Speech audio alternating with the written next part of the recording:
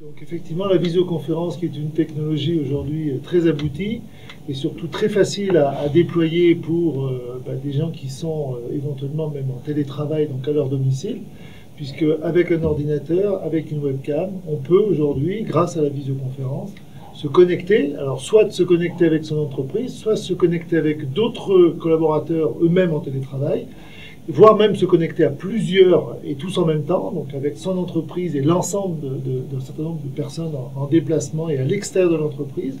Donc ça, ces solutions existent, elles sont faciles à mettre en œuvre. Alors il y a en Lozère un exemple qui tourne maintenant depuis plus de 4 ans, avec ce qui a été mis en place au niveau de la maison de l'emploi de la Lozère. C'est la possibilité donc de pouvoir impliquer des services publics, eux aussi intéressés pour pouvoir rassembler plus facilement des populations qui peuvent être des artisans, qui peuvent être des entreprises, qui peuvent être des demandeurs d'emploi.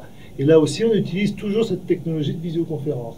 Alors qu'on adapte en fonction, bien sûr, de la salle. On ne va pas mettre le même matériel dans une salle de réunion que chez un particulier à son domicile. Donc, il faut simplement adapter l'outil. Mais tout ça, effectivement, est très facile aujourd'hui à déployer grâce au réseau, puisque c'est le réseau qui va permettre de pouvoir avoir une qualité aujourd'hui haute définition. Et aujourd'hui,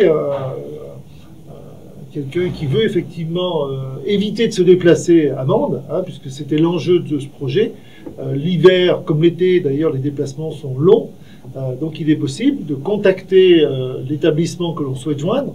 Donc on parle de la chambre de commerce par exemple. Donc moi je suis commerçant à Fournel, je souhaite m'entretenir avec quelqu'un à la chambre de commerce plutôt que de me déplacer et avoir ce rendez-vous physique.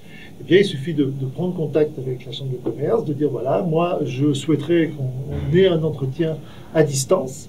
Et à ce moment-là, il y a un planning qui est proposé donc à la personne pour se rendre justement dans sa commune sur les points de visioconférence. Donc aujourd'hui, c'est 19 points aujourd'hui qui sont prêts à accueillir donc du public.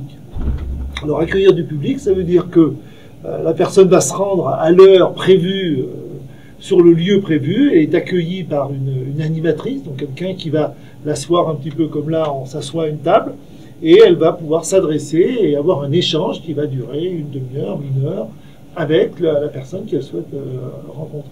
Donc ça va bien sûr faire gagner du temps et de l'argent, parce que du temps sur les déplacements, de l'argent au niveau de l'essence, au niveau du parking, au niveau de...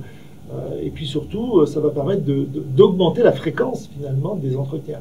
Puisque ces solutions de visioconférence, elles ont aussi pour vocation de faire que des entretiens que l'on ne ferait que tous les 3 mois ou tous les 4 mois, là je parle plus pour Pôle emploi par exemple, eh bien ça peut peut-être permettre de faire plus d'entretiens, donc d'être peut-être plus proche des habitants, puisque finalement c'est ça aussi l'objectif, c'est vraiment de faire en sorte que le territoire semble plus petit, puisqu'on peut plus facilement s'adresser aux gens à distance.